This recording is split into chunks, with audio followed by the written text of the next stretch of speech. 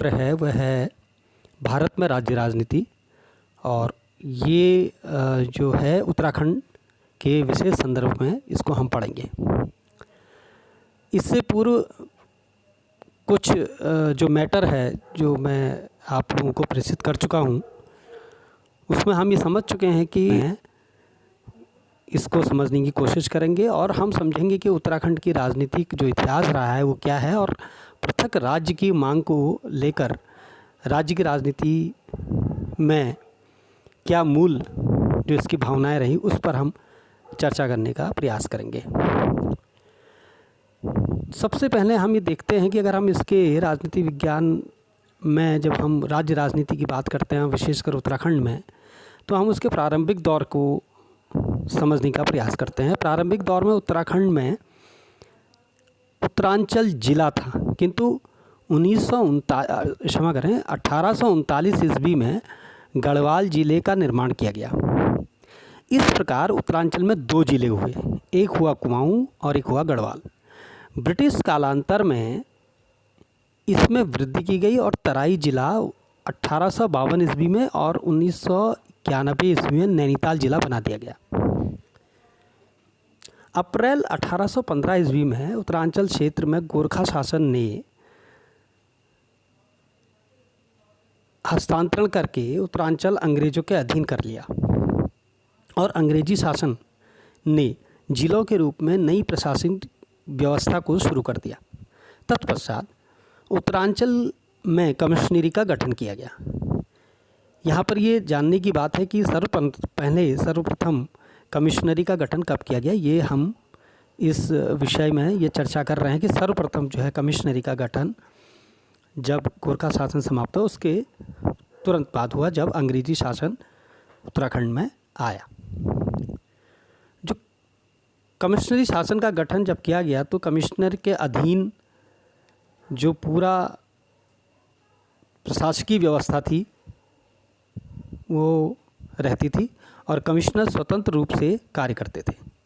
Henry Ramsay का period तक यह स्थिति बनी रही और रेमजे के बाद यह स्थिति लगभग बदल गई और कमिश्नर शासक के रूप में न रहकर प्रशासक का कार्य करने लगे।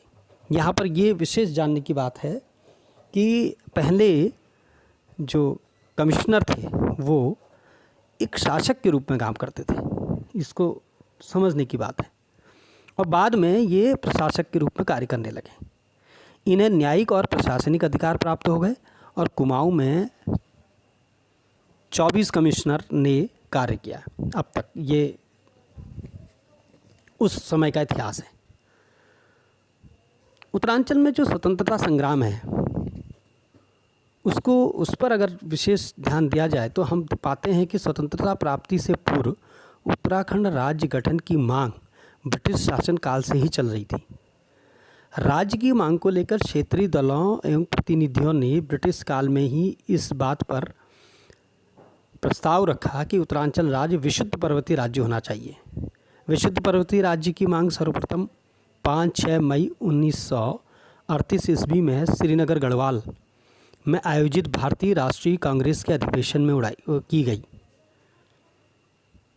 जिसमें स्थानीय जनप्रतिनिधियों ने पृथक पर्वतीय राज्य हेतु एक प्रस्ताव कांग्रेस के इस अधिवेशन में रखा और अधिवेशन की अध्यक्षता कर रहे पंडित जवाहरलाल नेहरू ने इस प्रस्ताव को सैद्धांतिक सहमति दे दी। तो ये जो सबसे महत्वपूर्ण बात थी कि भारतीय राष्ट्रीय कांग्रेस का जो अधिवेशन था ये उत्तराखंड राज्य की जो पृथक पर्वतीय मांग थी, पृथक राज्य पर्वतीय राज्य जो था उसकी जो मांग थी उसका पहला जो जिसे हम कह सकते हैं पहला चरण था, जहाँ पर ये मांग सबसे पहले उठी और इसको जो है इसके पर एक सैद्धांतिक सहमति बनी। 1938 में और 1946 ईस्वी में उत्तरांचल राज्य पर्वतीय राज्य को लेकर निरंतर शैक्षिक, धार्मिक, राजनीतिक, सांस्कृतिक मंचों पर मांगें उठने लगी। 1946 ईस्वी में हल्द्वानी में बद्रीदत्त पांडे की अध्यक्षता में कांग्रेस का एक सम्मेलन हुआ जिसमें उत्तरांचल के पर्वतीय भूभाग को विशेष वर्ग में रखने की मांग की गई। इसी सम्मेलन में अनुसुईया प्रसाद बहुगुणा ने गढ़वाल कुमाऊं के भूभाग को अलग क्षेत्रीय भौगोलिक इकाई के रूप में गठित करने की मांग की। संयुक्त प्रांत के तत्कालीन प्रधानमंत्री पंडित गोविंद बल्लभ पंत ने उस समय इन मामलों को ठुकरा दिया।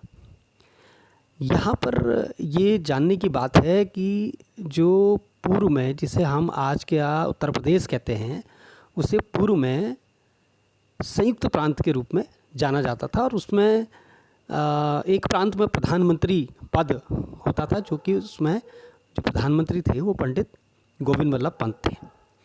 तो ये प्रस्ताव जब उनके सामने रखा तो उस वक्त उन्होंने इस प्रस्ताव को अस्वीकार किया था। 1950 में हिमाचल और उत्तरांचल को मिलाकर बृहत पर्वतीय राज्य बनाने की मांग उठी और 1955 में फजल अली आयोग ने उत्तर प्रदेश के पुनर्गठन की बात पृथक राज्य बनाने के दृष्टिकोण से की, लेकिन उत्तर प्रदेश के नेताओं ने इस मांग को एक बार पुनः ठुकरा दिया। टिहरी रियासत के नरेश अपदस्थ मानवेंद्र शाह ने पृथक राज्य आंदोलन को अपने स्तर से शुरू किया और इसी क्रम में पृथक राज्य की मांग धीरे धीरे पूरे पर्वतीय क्षेत्रों में उभरने लगी।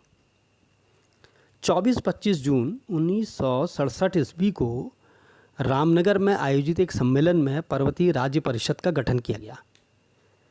ये महत्वपूर्ण जानकारी आप लोगों को रखनी होगी कि जो पर्वतीय राज्य परिषद का गठन हुआ वो 24-25 जून 1967 में रामनगर में आयोजित एक सम्मेलन में हुआ। इस निर्णय के पश्चात तत्कालीन प्रदेश सरकार ने भी पर्वतीय राज्य परिषद का गठन कर रामनगर में आयोजित सम्मेलन को अपनी एक सैद्धांतिक सहमति दे दी।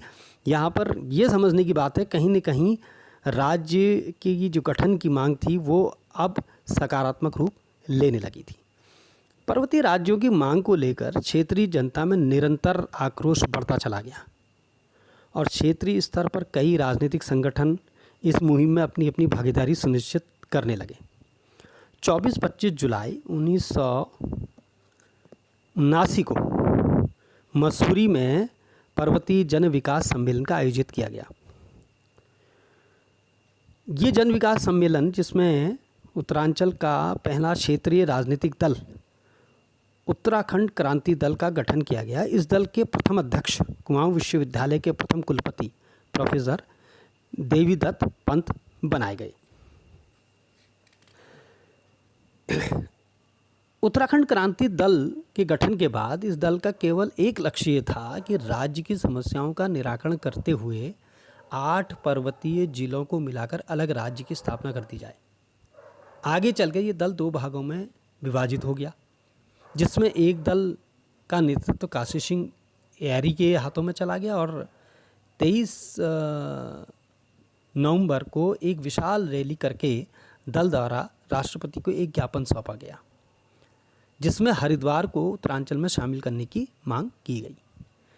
ये वो महत्वपूर्ण बिंदु हैं जो मैं आपको इसके द्वारा आपको दे रहा हूँ। ये नोट्स भी आपको मिलेंगे।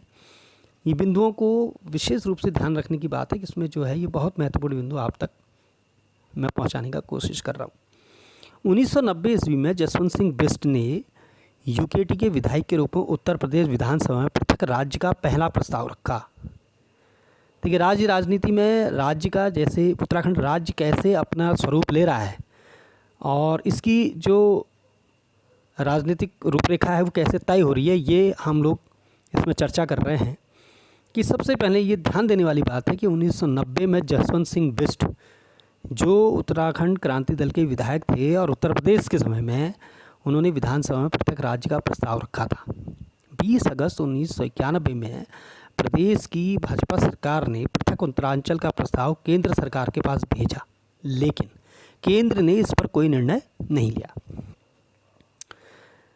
1992 में उत्तराखंड क्रांति दल ने पृथक राज्य के संबंध में एक महत्वपूर्ण दस्तावेज जारी किया, जिसमें गैरसैंण के को एक प्रस्तावित राजधानी घोषित करने की बात कही और इस दस्तावेज को यूकेडी का पहला ब्लूप्रिंट माना जाता है।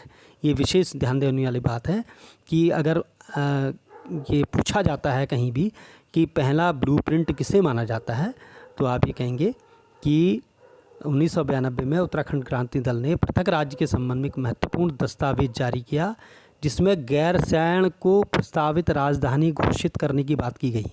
तो इसे क्या कहा गया? यूकेडी का पहला ब्लूप्रिंट माना गया। ठीक है, उसके बाद आगे बढ़ते हैं। उत्तरांचल राज्य की स्थापना के लिए मुलायम सिंह ने कौशिक समिति का गठन किया जिसका कार्य उत्तरांचल की संरचना और राजधानी पर विचार करना था। कौशिक समिति की सिफारिशों को मुलायम सरकार ने 21 जून 1994 को स्वीकार कर लिया और 8 पर्वतीय जिलों को मिलाकर पृथक उत्तरांचल राज्य के गठन से संबंधित प्रस्ताव को विधानसभा में सर्वसम्मति से पास करके केंद्र को भेज दिया।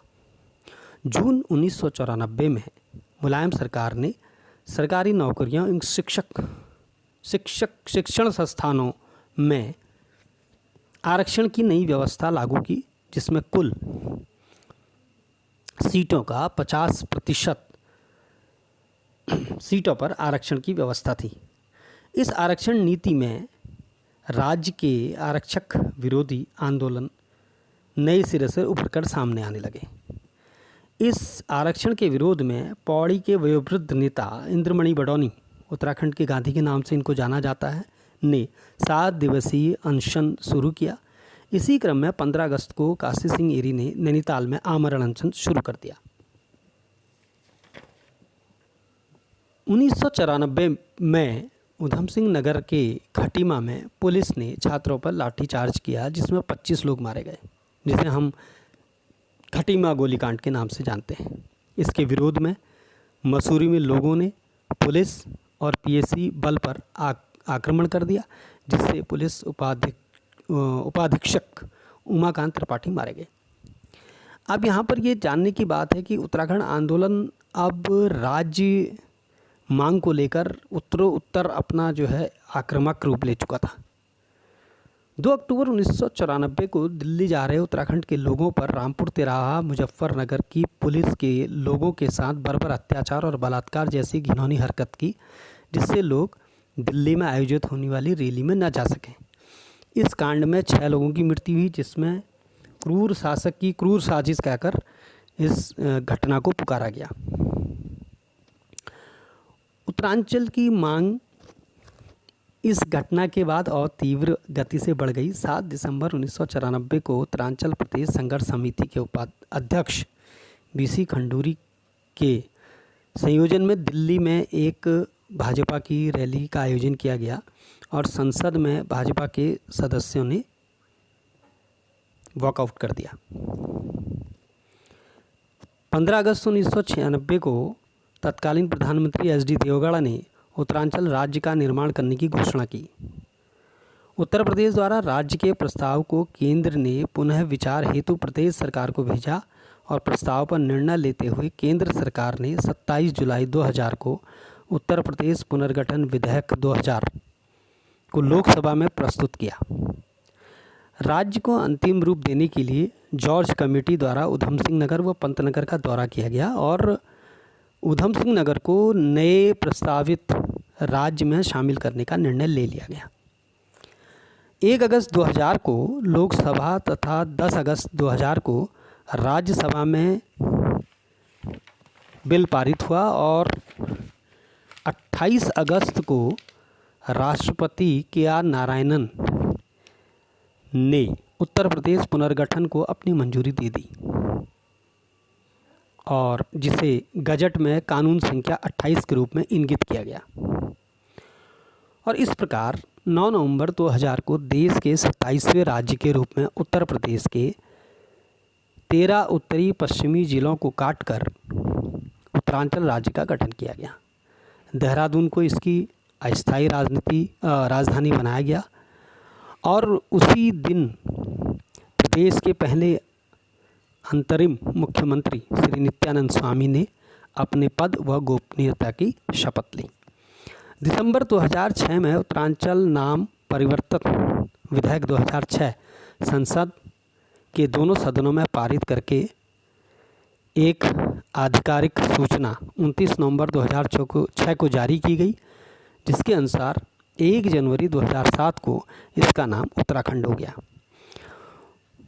तो आप सभी ने ये समझा, इन बिंदुओं पर हमने चर्चा करी कि कैसे उत्तराखंड राज्य का गठन हुआ और उसके पीछे जो राज्य राजनीति थी वो क्या थी। हम इसको आगे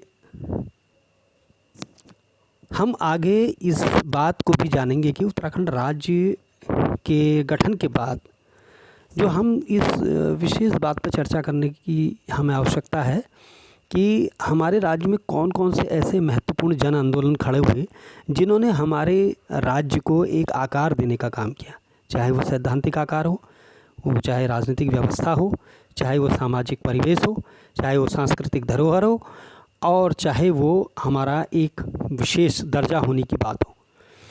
इन सारे आंदोलनों को लेकर सबसे पहले हमारा महत्वपूर्ण आंदोलन माना जाता है कूली बेगार आंदोलन। अंग्रेजी शासनकाल में अंग्रेज अधिकारियों के कहीं आने जाने का समय उनके सामान को गांव वालों को ढोना पड़ता था। एक गांव वालों को उस सामान को दूसरे गांव वालों तक पहुंचाना पड़ता था। इस प्रकार रास्ते में पड़ने वाले सभी गांवों से एक बेगार ली जाती थी। इसके लिए गांव के मुखिया के पास एक बेगार रजिस्टर होता था। उत्तराखंड की जनता इस कार्य को सम्मान के विरुद्ध मानते हुए 1921 में काफ़ी पूर्व से इसको प्रथा के विरुद्ध आंदोलन कर रही थी। यह आंदोलन सर्वप्रथम खत्याली गांव अल्मोड़ा से शुरू हुआ। 13-14 जनवरी 1921 को बागेश्वर के सरयू के किनारे उत्तरायणी मेला में बद्रीदत्त पांडे, हरगोविंद पंत और चिरंजी लाल के नेतृत्व में लगभग 40,000 आंदोलनकारियों ने बेगार न देने का संकल्प लिया और बेगार रजिस्टरों को सरयू नदी में बहा दिया और इस कुप्रथा का अंत हो गया। दूसरा महत्वपूर्ण आंदोलन जो उत्तराखंड के इतिहास में सबसे महत्व रखता है दूसरे नंबर पर, वो है टिहरी राज्य आंदोलन।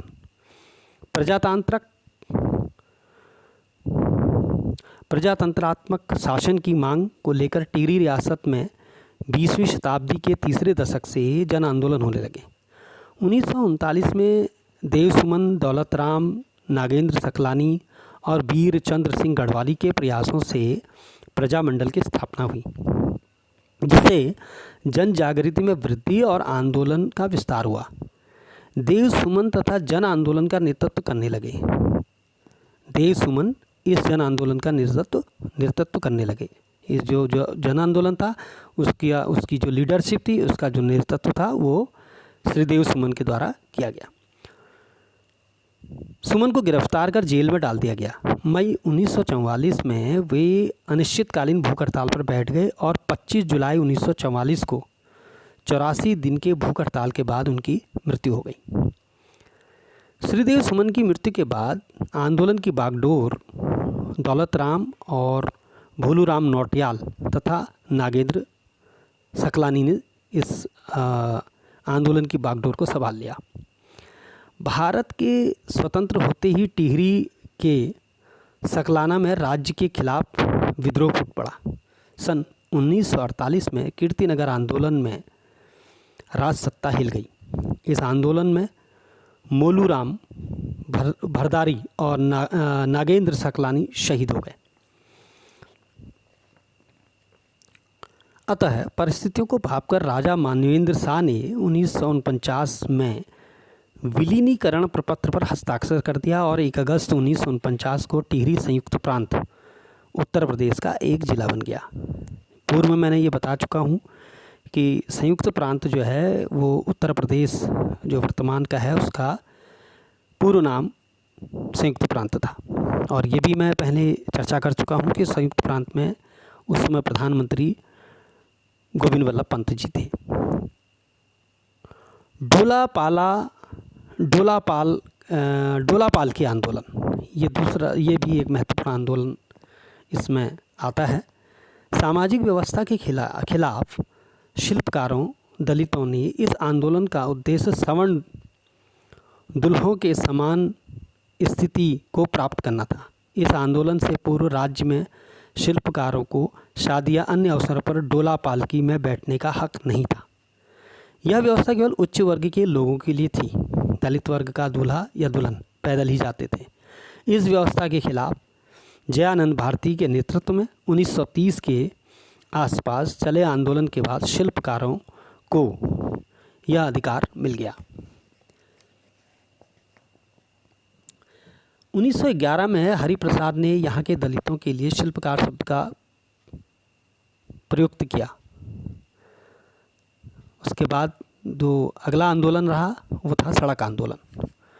1940 के लगभग गढ़वाल की जनता ने सड़क के लिए व्यापक आंदोलन किया और इसका उद्देश्य गरुड़ से कर्णप्रयाग और लैंसडाउन से पौड़ी तक गाड़ी की सड़क का निर्माण करना प्रमुख था, क्योंकि राज्य के विकास के लिए सड़क सबसे महत्वपूर्ण है।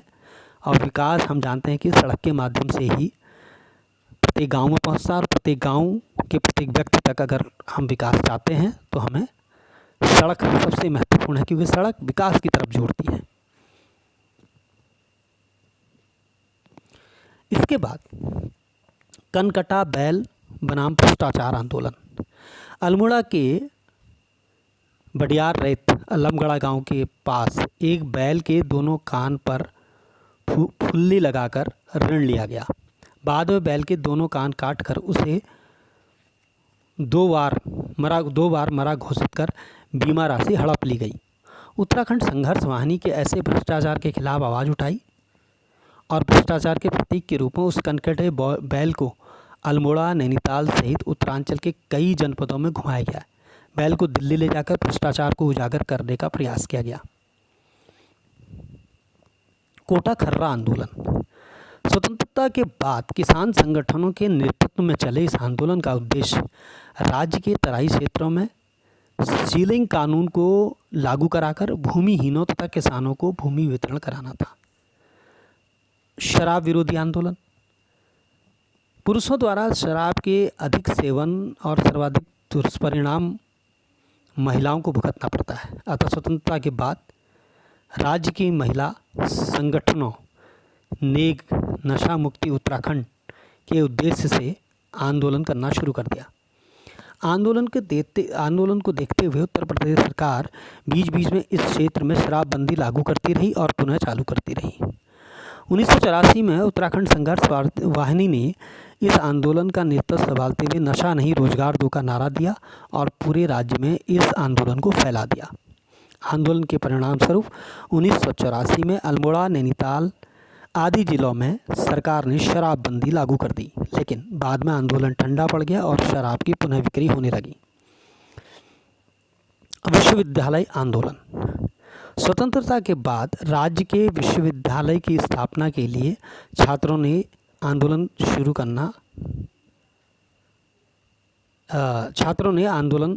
कर दिया। आंदोलन को देखते हुए एन डी तिवारी ने उत्तर प्रदेश विधानसभा में 1955-56 में विश्वविद्यालय संबंधी प्रस्ताव रखा। सरकार नैनीताल में एक विश्वविद्यालय खोलने के लिए मन बनाना शुरू किया तो गढ़वाल के लोग इसे गढ़वाल क्षेत्र में स्थापित करने के लिए आंदोलन करने लगे और कुमाऊं मंडल के लोग कुमाऊं क्षेत्र में। बाद में एन डी तिवारी ने इन दोनों क्षेत्रों में एक एक विश्वविद्यालय खोलने का प्रस्ताव रखा और सरकार को मना लिया। सन 1973 में कुमाऊं विश्वविद्यालय की स्थापना की गई जो नैनीताल में है तथा गढ़वाल विश्वविद्यालय की स्थापना की गई जो श्रीनगर में है। तो ये सभी आंदोलन जो महत्वपूर्ण आंदोलन थे, जो राज्य के उद्भव के लिए या राज्य के लिए बहुत महत्वपूर्ण आंदोलन थे, उनको हमने अभी इसमें पूरा चर्चा की है। उसके अलावा बहुत सारे और आंदोलन रहे हैं जिनमें हम महिलाओं की भूमिका देखते हैं, जिसमें हम देखते हैं कि जो आंदोलन हैं, चाहे वो कुली उतार हो, जंगल बंदोबस्ती हो और इसके अलावा चिपको आंदोलन हो, ऐसे आंदोलन बहुत रहे हैं जो महत्वपूर्ण आंदोलन रहे जिन्होंने राष्ट्रीय स्तर पर छाप छोड़ी है। ये सभी आंदोलन की चर्चा हम अपनी इस अन्य आगे जो टॉपिक आएंगे उनमें करेंगे, और फिर अगले टॉपिक में हम फिर से मिलेंगे। तब तक के लिए नमस्कार।